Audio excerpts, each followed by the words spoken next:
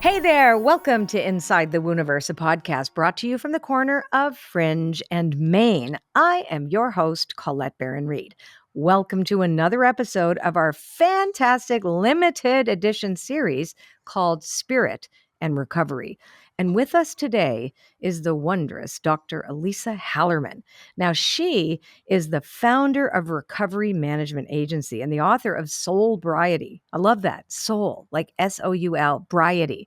So cool. Heal your trauma, overcome addiction, and reconnect with your soul.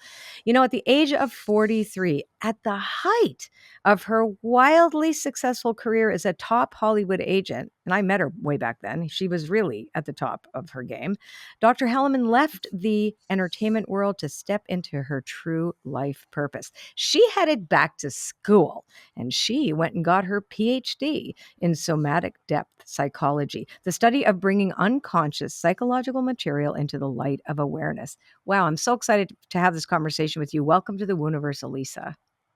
Thank you so much, Colette. So good to see you. Yes, awesome. So let's go back. Let's go on a time travel machine way back to your early years. What was your childhood like, and when did you become aware of the concept of soul or your soul or the soulful quality of the world? So my childhood was great, actually. There I had a really loving family. I have a sister who I'm extremely close with. My parents were married for my entire childhood. They did not get divorced until I was 21. And we would go on vacation together, but there was this subtle isolation and lack of communication. I think with being able to really connect, and to no fault of my parents, they weren't brought up that way. They didn't have the skill set that a lot of parents have now. And I think that what I can look back on is there was a tremendous amount of love, but sometimes it was hard to have someone else regulate when I was dysregulated, Right. which is a big thing. And not having things explained to a child when they're going through something, or Mhm. not really being able to sit down and recognize that this might be something that's making them anxious or what have you. Mhm. And so there wasn't a lot of that, but there was so much love. And then my mom was very close with her mother, and she was like a second mother to me, and really was helping to raise me and my sister when we were Mhm. younger. And she got very ill when we were teenagers and ultimately passed away. And when that happened, my mom was ill equipped and started her own journey with addiction. Right. And I had no idea that my mother was an addict. I had no Mhm. idea that taking certain pills for this or that, or a headache, taking Mhm. something more strong than a Tylenol or anything like that, Mhm. was even an issue. And so it just became sort of normal, like, oh, I have a headache. Let me take this, barbiturate or whatever it was. Right. And those kinds of things, benzos and so on.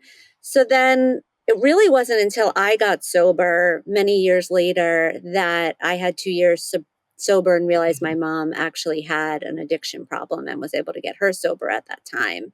But so I would say my childhood was amazing in a lot of ways, and it kind of came to a crossroad when Mhm. I was like in my 20s. But don't you think that we feel those subtle cues, right? I think that when we are with somebody, because I don't believe addiction just comes out of, and again, I could be, this is just my opinion. So had my own recovery journey. I'm 37 years clean and sober. Please. So I also have when I look back, I go, wow, those were the signs, where not talking. about things, right? There you have to kind of read between the lines and wonder what that Mhm. is. Like my mom was a Holocaust survivor, so and then Mm. came over and was raised us as Christians. Never mind, I didn't even know we were Jewish at all. Nothing Jewish. I'm like totally Christian, so it was like big Wow. surprise when we found out when we were in our 20s. But like, oh, by the way, I wouldn't tell you this thing about our family. So there was all these like sense of not talking. So there's a lot of not talking, and that's what I'm hearing from you. Is that right? It's like the not talking. That's right. It feels a little like secrecy, or here's how I can describe it. Like my sister and I had our own rooms. We had At one point, we had 4 telephone lines in the house. So this is pre-cell phone, obviously.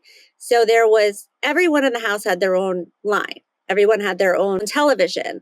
My mom would be in the den, my dad would be upstairs in their room, I would be in my room.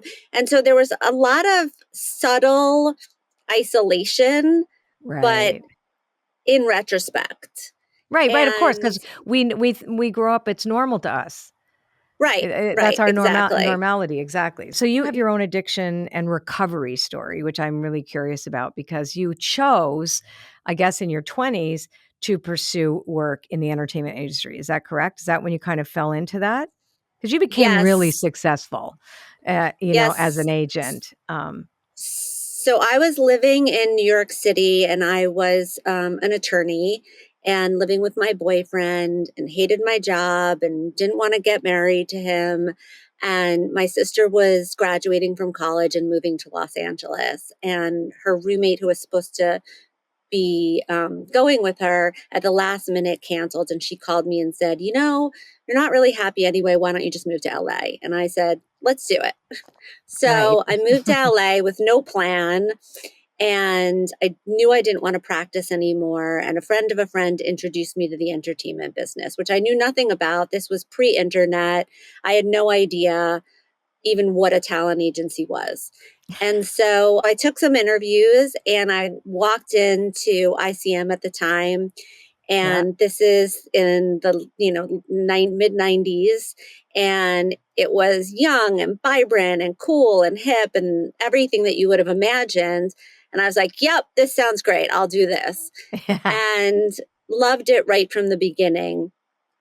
And then what happened was I was definitely alcoholic from day one. I started drinking at 17. I drank alcoholically in college and in law school, but everyone was drinking, and it didn't Right. seem Uh-huh. so out of the Yeah. ordinary. Only years later, when I would look back and say, well, I started my drinking in my room maybe one or two before we even had the pregame, before we even went to out, before we even Yeah. started. And so I was already definitely an alcoholic. When I got to Los Angeles, there was a trauma that had happened. I lost a close friend of mine, Mhm. and I then found drugs. And when Mhm. drugs were introduced, that mixture of alcohol and cocaine for me is what eventually took me down. I I say often that's the wonder, express train. You took the express train. the Me too. I did the express same thing. 8 years on the express Woo! train. Yep, exactly. And so I was working, but I definitely had no quote unquote success. I was a young baby agent, and I started to get in trouble for my behavior, my use. And I was told that if I didn't clean up my act, I was going to get fired. I had no other source of income. Like, this was it for me. And I was scared. Mhm. And then eventually in 2002, I got sober. After I got sober, and I got sober with my therapist and going to 12 step. Right. I didn't know that I could go to treatment. No one was Mhm. paying for me to go to treatment. It wasn't even an option. I Mhm. just thought, and I was exhausted. I was 33 Right. years old. It was 2 weeks before my 34th birthday. And the interesting thing was, the minute I got to a 12-step program, and I was such a nerd, so they give you what we call the big book of Yeah. Alcoholics Anonymous. And what I found out is most people don't read that Yeah, I right snorted away. it. Same like you. Yeah. Cover to Yeah. cover. Yeah.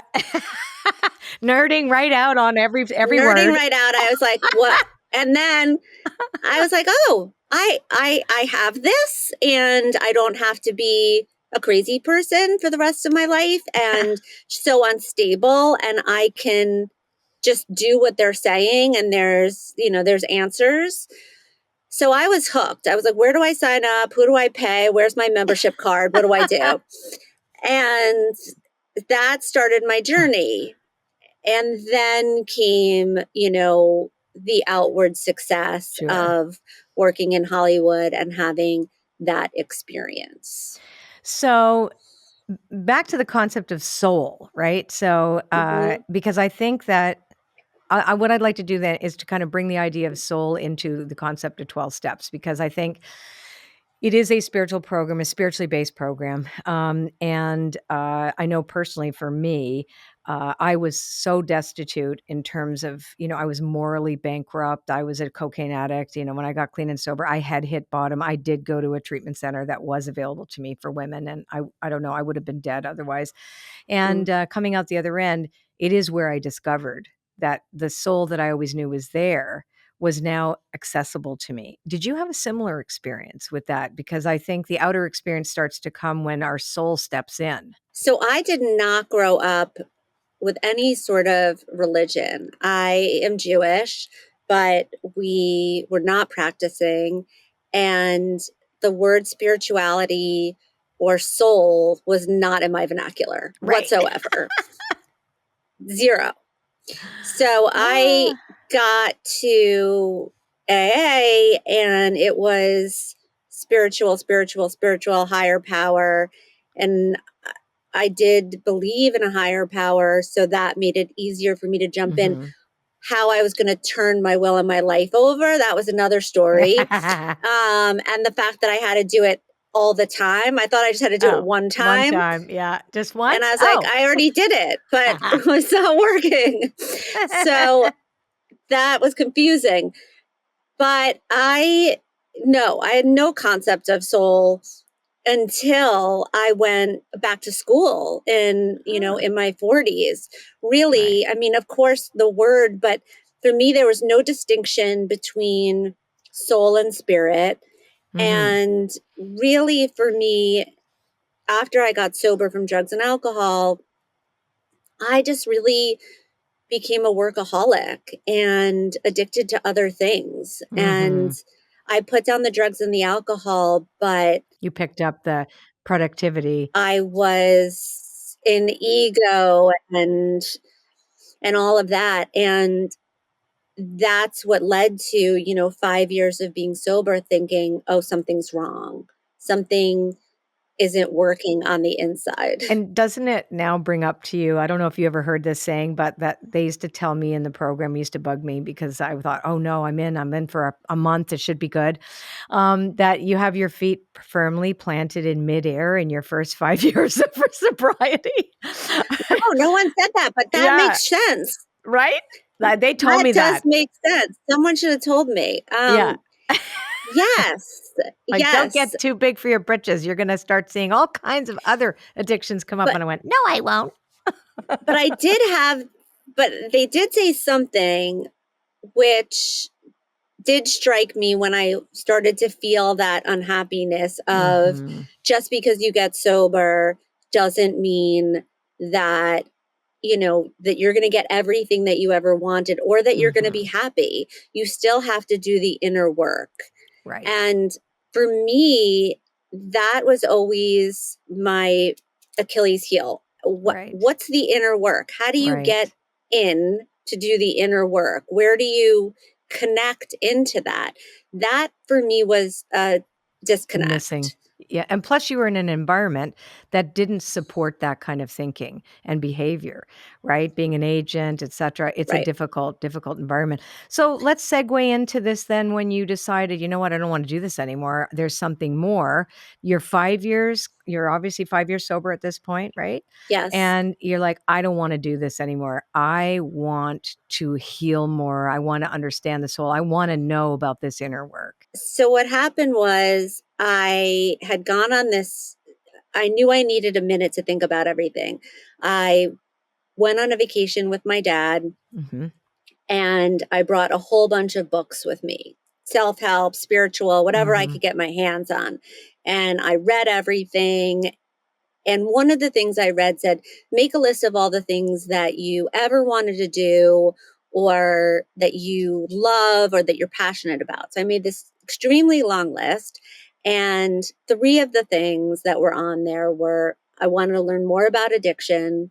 I wanted to be of service to women, and I wanted to be an ER doctor. Wow. And yes, And you I'd kind of always wanted to are. go. You kind of are now. You know what I Exactly. mean? Okay, but we'll get there. Exactly. And so I came home and I thought, okay, what are some tiny little actions that I could take towards each one of these things? So right away, I'm like, all right, I started working at a sober living for women and volunteering. And then I went online to see what prerequisites I had to take in order to take my MCATs, because, Right. it's just an exercise. Let me just figure it out. Yeah. And realized that I was never good at science or math, which is why I became a lawyer. But when I was researching at UCLA, I found this drug and alcohol counseling class certificate program. And so I thought, okay, this is everything I want to know. It's a 1.5 year program, 2 days a week from 7 to 10 at night. I can do this while I'm still agenting. Yep. So that's what I did. Now I'm studying my note cards in staff meetings, but it's lighting me up, learning and all of this new information. And that's when I first started to understand neuroscience behind addiction. And I first started to hear the word trauma in a real way of exactly what it was. And I was able to connect the dots that I did suffer from PTSD, and that this is what was sort of driving these constant addictions and anxieties and this OCD like behavior that I had, regardless of putting down the drugs and Right. alcohol. Same. So I really started to pull those threads. It was fascinating to me. I started to meet with different professors. I would read a book and call the author and go meet them for lunch, because that's what agents do. And I started to build this Rolodex, Right. which is just a bunch of contacts for those people that don't know what a Rolodex is. Yeah, Because right. that's We from don't the even have 1800s. that. That's from the 1800s. I I don't remember know. that. Yeah. So that's where that started. And cut to, I ended up retiring from the entertainment business and starting this recovery management agency, which at the time was a small little consulting company. Because when I left Hollywood, it was newsworthy for a minute, and people started calling me with, where do we go for this? Who do we call? Who's the best doctor for this? And I realized that that was what was missing.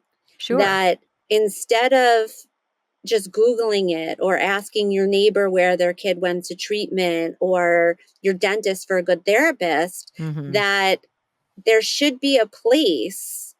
Like when I was an attorney, people would come to me for legal advice. And when I was an agent, they would come for career advice. And you're having a mental health crisis, and there's no place to go with an expert to say, hey, let me educate you on everything that's going on, figure out what's wrong, and also where your strengths are. And so that's what led me to go back to school and get my master's and doctorate, because I obviously wanted to really understand the world I was entering. I love that you did all of that.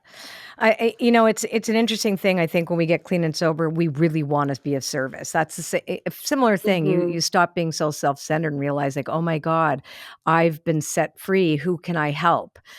Can I help this person? And we find our Yeah. way in our own way. And I think you've definitely found your way. So let's talk about how you developed the concept of soulbriety, because I think that's really what I know. You and I both share the idea that we're both grounded in the 12 steps and respect and love them, but there really is a different way that you approach this. You add all these different components to recovery that I do think are missing. I had to get outside help for a lot of different things that the 12 steps could give me a really good basis of my recovery, but I needed outside help. It didn't give me any information about how to deal with my traumas or, issues around rape and all, the litany of things that I came in with needed outside help. And you're kind of now have one-stop shopping. So, let's talk about that. So when I was looking to go to grad school, I couldn't find exactly what I wanted. I didn't want to be a therapist. I knew that, but I wanted a broad education in some capacity that was going to give me a lot of information. I found my way to Pacifica Graduate Institute, which is in Oh, Santa Barbara. I've so wanted to go there. Yes. It's an incredible institution. And I found my way there, and I remember I went to I drove up there to hear what's the school about. Mhm. And they started talking about soul and imagery and Joseph Campbell and his archives and the hero's journey and all this creative stuff that fit into the things that I loved about working in Hollywood, but also were seriously resonating with me. I didn't even understand what depth psychology was, maybe until I was there for 2 years. I Right. just was like, I don't know, it's just mind blowing. But Mhm. basically, it spoke to me on a Mhm. soul level. Yep. And I jumped in and I decided to do the depth psychology program and the somatic track so that I could really focus on trauma and neuroscience, Mhm. but be, rooted in depth psychology. Right. So 3 years later, we're ready to write our dissertations. And my dissertation was around, could doing soul-centered work lead to long-term recovery? And after interviewing all my participants and working on this, the answer was yes. Resounding.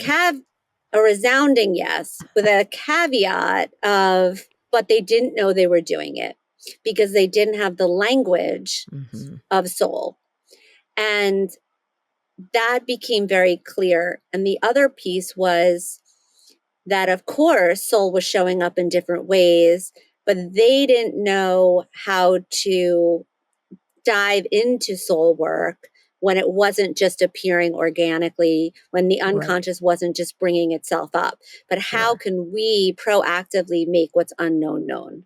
And it's Jungian, really. That's Exactly. it's rooted in Jung. Yeah, It's rooted it's in fascinating. Jung. Yeah. And also James Hillman, who's the founder of archetypal psychology, which really spoke to me. And Zoe, our mutual bestie, Yeah. gave me a book prior to me going to Pacifica by James Hillman called The Soul's Code. Oh, So that was one another of my little wink. favorites. Mhm. Yes, The God yes, winks, yes, along the way. exactly. So that was a God wink along the way. So I thought, okay, there's something here. But I had just graduated. I just got my doctorate. I was building a company. I was exhausted, right? So I was really doing this. So the title of the dissertation was Soulbriety, essentially. And I started doing the work on myself and on my clients. And it was very, very powerful. And then the pandemic hit. Oh, so now we've come all the way up in time to 3 years ago. Yes. And when the pandemic hit, obviously we were all forced to be home With ourselves. with ourselves. And there was such a spike in addiction and substance abuse, in anxiety and depression, and Mhm. in suicidal ideation. Yeah. And it was devastating. It was every day, call after call after call. And I really couldn't manage the amount of people that needed help. And I really wanted other people to have this information. And that's when I felt very called because, as you know, it's not a very easy thing to sit down and write a book. It's Mm-mm. extremely time consuming and very hard. Yep. But I just felt really called that this idea and this concept of soulbriety and some of the language and what it is and the storytelling behind it needed to get out there. And so that's what led to it. So let's talk about the importance of language and how, linguistics are, I mean, they also affect us on a neuroscientific level as well, too. So when we hear language and we use language, how does language play into soulbriety and how we talk about it in ourselves, in our recovery? Yeah, I'm really glad you asked this because I want to go back to what you were talking about Perfect. before and the distinction between soul and spirit. Yeah, So the 12-step program saved my life, period. same. I really grasped the concept for me of spirituality, which is also individual. And there was no separation. Like that was my spiritual program. When I started to learn about soul, I realized that soul and psyche and spirit had all been a bit commingled over time. Mm-hmm. And people will use them interchangeably. Mm-hmm. And it made it hard now to distinguish between which was which. Mm-hmm. But all the teachers in depth psychology are very clear on the separation between spirit and soul, but the intrinsic need for them to work together at the same time. Can you explain So, that? yes. So for me, spirit became wanting more, wanting something outside to connect to something outside of myself, i.e., higher power, to think about things in the future, want to transcend and manifest and forward thinking and future oriented. You're saying that that's attributed in your perception or perspective of that word to that. So some type of a consciousness that included the future that was sounded like if you could be a little more clear that it's personal desire based. Is that what how you're connecting it? Yeah, so spirit is something outside of yourself that you connect to. So the It's concept of an outer higher power is an is what. outer higher Okay. power. Because that's interesting. I don't see it like that, but I'm fascinated to hear Yes. this. Okay. Yes. Yeah, this is So, interesting. Okay. and that soul is a much more internal, deep, embodied, unique essence of who you are. Right. And it is essentially our meaning making machine.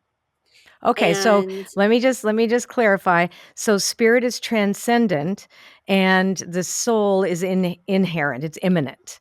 Right? So there's exactly. transcendence and immanence, both have to work together. So what you're doing is bringing that concept of is it true that you're looking at this as an immortal part of us that takes us on and helps us grow and become conscious, etc.? Where does that concept come into play? Yeah, soul is, for me, the part of me that is absolute and genuine and Right. certain. It's the part of me that has a felt sense of home Mhm. and peace. And it requires of me to be constantly curious, to Right. seek out the imaginal, and to endure and be able to sit in the darkness and really be able to alchemize during that time my pain into purpose and teaching me how to do that so I'm not afraid of the dark. That will inevitably happen. My spirituality has gotten bigger Mhm. through my soul work, but that's the differentiation for me. No, I love it. It's so great because I think a lot of people struggle with this idea that a higher power is something outside of you that's going to, give you gifts like Santa Claus or take them Yep, away, etc., where you don't have a real connection. You just have a kind of, can you please help me? As opposed to this imminent sense that isn't dictated by outer conditions nor personality. Is that, if I'm hearing you correctly, that it's there. exactly. Right. There's a purity about the way you describe soul, which I love. Actually, all my work as an oracle creator is based on your concept of soul, to Mm, bring it into that sense of owned. sovereignty. It's a sovereignty that is Exactly. not dictated by the psyche or the constructs of the personality. I think we could call it that the conditioned self. Does that make sense? 100%. You can feel when you're connected to soul, right? We talk Yeah. about soulmates. We talk about soul food. We talk about heartbreak on a soul level when you Mm-hmm. feel broken or disconnected or soul sick. When I look at trauma, I look at soul loss. And Yes. Let's talk more about that soul loss, because I think it's so popular now. It's become such a popular topic. I think a lot of people aren't, like when you talk about soul loss, this is a beautiful way to describe what happens to us. It's like the trauma that is the loss of something, loss of innocence, loss of something, loss of that home. Would you say that's true? when something traumatic happens to the outside world, it might look like dissociation, Right. or there's any number of things. We have a biological effect, we have a cognitive effects of it, and so on. But to the outside world, it's a disconnect, and it's something that reoccurs from the past in our present. And it's not about what happened to us, but it's about how we're experiencing the world today because of it. Right. And so essentially, what happens also is we experience soul loss. And what that means is there's a disconnect, Hmm. not only with others, but with ourselves. Sure. And we're almost fragmented, if you will. And I talk a lot about when something traumatic had happened to me, it felt like I was in a million, broken up into a million pieces, looking at myself on the floor, thinking, it's too much. How am I going to put it Hmm. back together? And how am I going to put it back together by myself? And even if I did put it back together, I'm never going to look the same. Hmm. And it's about really taking the time to connect with that and work with those pieces. Sure. Sometimes those pieces become parts that we need to reintroduce into our lives, but really it's about making what's unconscious for us, whether going back to Jung, the personal unconscious or the collective unconscious, Hmm. making our own personal mythologies, our own personal images, making those things more known to us. Hmm. And they're safer. So when they become these, mythologies, I think that we fragment again. When I look back on this, something that happened to me, I could see how I had a psychotic break in a way. Somehow the dissociation enabled me to survive the experience.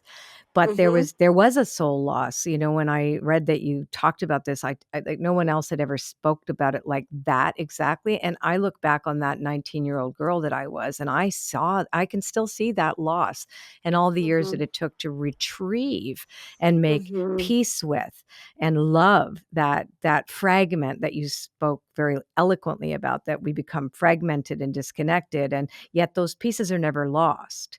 They're still there. They're dormant, or they're active in ways in which continue to remind us of the original trauma because it's in our body. So would you say that the somatic piece of your work addresses that, the body?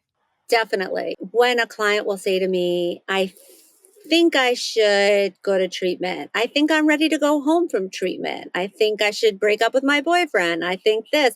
I'm like, well, the answer is no, then, because if you're up here and you're Mhm. thinking, you don't know from here, you don't Mhm. know from your soul. And Mhm. so I'm asking always, what do you feel? You know, when you walk into a room, you walk into an elevator and there's a shady person, or you get a bad vibe and you're like, oh, I feel a little, and you straighten up and you like look around and you have a sense of what's Mhm. going on, who's around. And you have a sense when you meet someone, an Sure. instant connection. And so this is soul speaking to us. We Yeah. have to start to listen to the whispers that are coming from inside. And I talk about the soul journey Mhm. and knowing where you are on the soul journey, which will happen over and over again within your lifetime. But the 12 sort of stops on the soul journey. Oh, I love that. And knowing where you are really helps with the fear of not getting to the next phase and Sure. having the faith that you're going to continue to move through. Mm-hmm. And the first step is usually we hear this whisper. Sometimes it's asking really big questions. Like for me, it was, do you want to quit your job?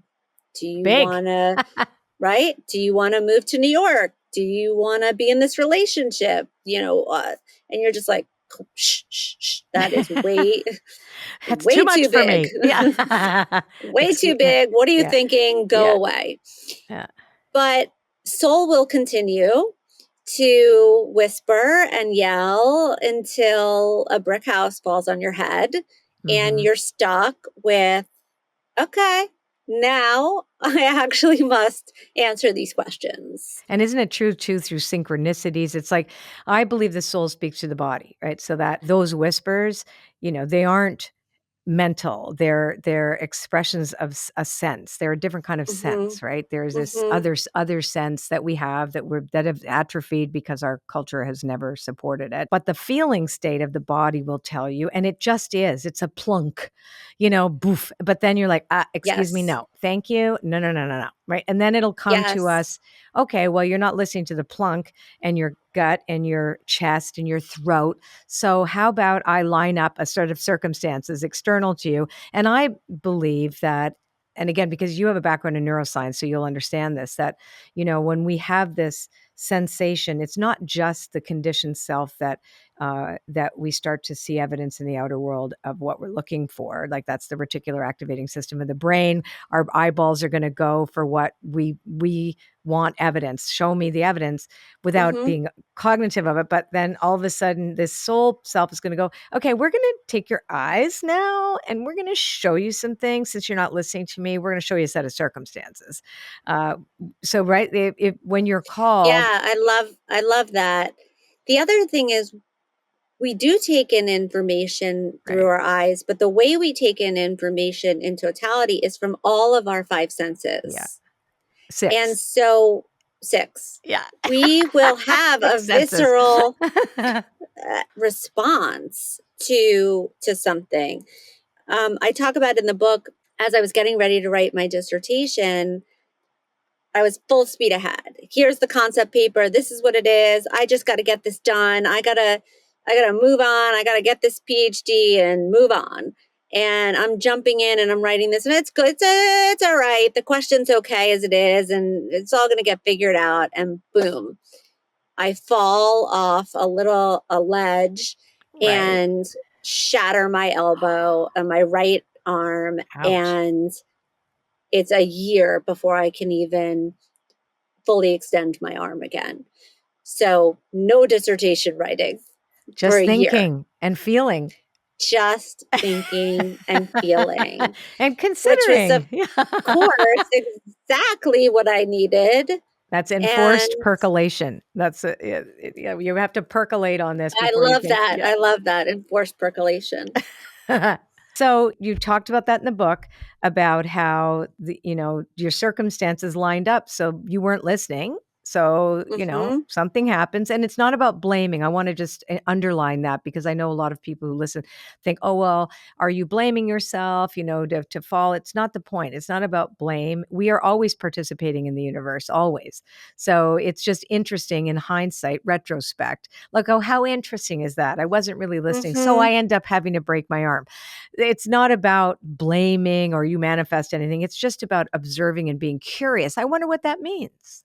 Exactly. It's always about, from a depth Yeah. psychological perspective, we're always asking questions. Mhm. Why is this happening? Why is this person showing up? What is this image or dream trying to tell me? We're Mhm. always asking why. Sure. We're always in the So, conversation. always. So, the minute that happened, I was, okay, why? This is a really interesting thought, and I wonder what you think about it. Do you have to be addicted to something to practice soulbriety, or can you still benefit from it if you're experiencing something, like the dark night of the soul or something else? Like from the way you're describing it, it appears that you really don't. But you might think that the way, again, I don't know 100% the way you teach this, but to me it sounds like, wow, everybody could use soulbriety, Yes. right? Everybody can. Every sobriety is literally for everyone and anyone who ever struggles with connection to themselves or others. Period. I love that. It really gives you a sense of your own soul journey and how to walk through it. And it's told in story. The book is told in story because that is how soul speaks to us. It's not Yep. something we can give you a specific definition Hmm. or wrap your arms around and say, this is soul and this is your soul and this is what it is. It's so personal and there is no language specifically. It's explained in story, in mythology, in Yep. poetry, in imagery. And Hmm. so that is how the book is set up, so that you can have that experience of reading it and say, yeah, me too here, me too there. I feel that, I resonate with that. And then start to understand for you what your own soul journey might be looking like and where you are on it. I think it's so important to now that we return to metaphor and the language of the imaginal, et cetera, because I think that, we've been conditioned to see things so black and white and so narrow, that Hmm. there's no room for nuance. And now we need this. We need the nuance. We need to be able to identify rather than compare, or sense that this story is, I can reflect on this and I understand it.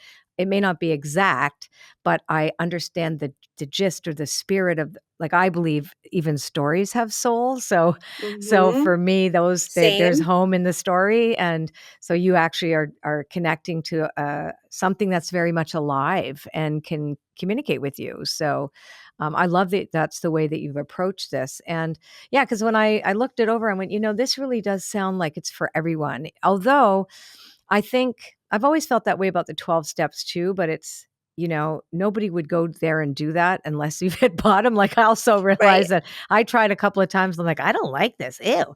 And Yeah, then it took me 5 more years of torture to come back going, okay, I'm ready to listen to you people. And then you get to a place where you realize I need something. I need to come home and I don't have a map. exactly. During the pandemic, I started a Soulbriety group with a bunch of women, and now I have another one. And it is, everyone in it is not by any means has an is in recovery from drugs and alcohol. It became a place where people that were ready to have this conversation, Hmm. we could come and talk about it. And so I start off with a reading that is some sort of soul centered Hmm. reading, and then explain it a little bit further and then share on topic. It's been amazing. These women, my Monday night ladies, we are as thick as thieves. We can talk about anything. It's such a deeper, intimate relationship than I've ever had in any other group. So do you find that and it sounds to me, I mean, I could be wrong, but that community is the next step for Soulbriety, community of like people who are coming to it from the same perspective, that they share the language, because I think that's really brings people together Yes. when there's an agreement to explore a language and to be curious about this new language. Um, Yes. Similar to 12 steps, but different, right? That would be my prayer for the book, is that more people would learn the language of soul, Hmm. that they would find their way to a group of sobriety, and that we could create this community for everyone where we're not looking at everything from a point of view of pathologizing our Right. symptoms, but rather strength affirming, getting curious, understanding, and not being afraid of the dark. Oh, I love that you said about not, focusing on the pathology of our symptoms, because I think I've noticed a lot of self-indulgence. As soon as the word trauma had became popular, a lot of people started self-diagnosing and saying, "Oh, I have this is my trauma." Da, da, da. It sounded, and to me, the kind of conversation sounded very indulgent, and very much focused on the pathology. So there, I had this, therefore I can't do that, or you've done this to me, so I can't handle it. So walk on eggshells. Right, All and that's really unhealthy for culture, for people in general, because there's no connection there. It's like there's another right, reason for me to tell you to stay away. So what I'm hearing you say is a way to get so much more deeper intimacy in these groups where people have come, and this is the common language. I think this is just such a beautiful. I hope we can help that happen by you let's being make on it this show, happen. because everybody needs to start a Soulbriety group. I want to join your Monday night group. Yeah. It sounds cool. I mean, one of the things I always say is everyone grows up, Mhm. but not everyone makes a decision to grow down. And that's the essence of sobriety, is growing down, Which is being rooted, right? being Bringing rooted yeah. and creating depth. Yeah. Oh, I love that. I know I don't have a lot of tolerance for superficial things, and I get into a lot of trouble because my husband's like, "You're always going too deep." I'm like, "Oh, but that's me." Okay, so how about us pulling a card and seeing what the universe or the soul, what our mutual soul or the combined soul between the two of us wants us Hmm. to talk about, if anything. So, Call of the Muse is the card that came out. So let me give you a little background on this particular card. It's from my Okay. Seven Energies deck.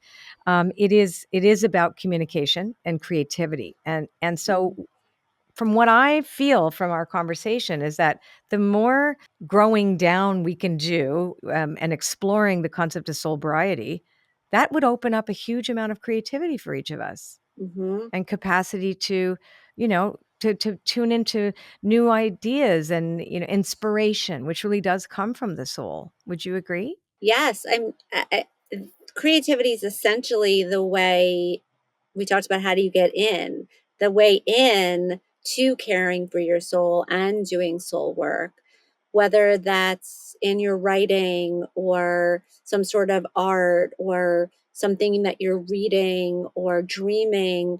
These are all ways to tap into that creativity that we all have Mm-hmm. inside and lead us into this world of the imaginal, which is a term that Henry Corbin coined because imagination felt more like a fairy tale and not real. And the contents of our psyche are not real. They're real. They're very real They're for very real. us. And Mm-hmm. so they live in a place of the imaginal, and being able to get there and figure out what your gateway is into soul is where the creativity comes from. Wow, what a fantastic conversation.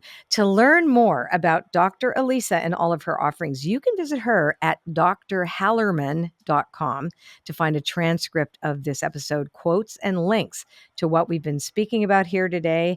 Learn about her book and all the things she's doing. Head on over to our show notes page at itwpodcast.com or click the link in this episode's description. Dr. Elisa, thank you so much for joining us today. This was an awesome conversation. Thank you so much. It was awesome to see you and great to be on. And I loved it. And I'll come back anytime. Thank you so much. Thank you. What an inspiring conversation with Dr. Elisa Hallerman today. So, I always love to ask this question at the end of every interview: what did we learn today? And, I learned so much, but I think when I think about soul, one of the things that Lisa had said was, it's when we're home. We're at home in our own skin, and we all know what that feels like. And so her content, her book, her work, there is a way for all of us to find home, and we don't have to have suffered, terrible traumas or addiction to actually understand and explore the concept of soulbriety. We just need to be human and want to find our way home. Thank you for listening. This is Colette Baron-Reid. Until next time, you've been listening to Inside the Wooniverse. Take care.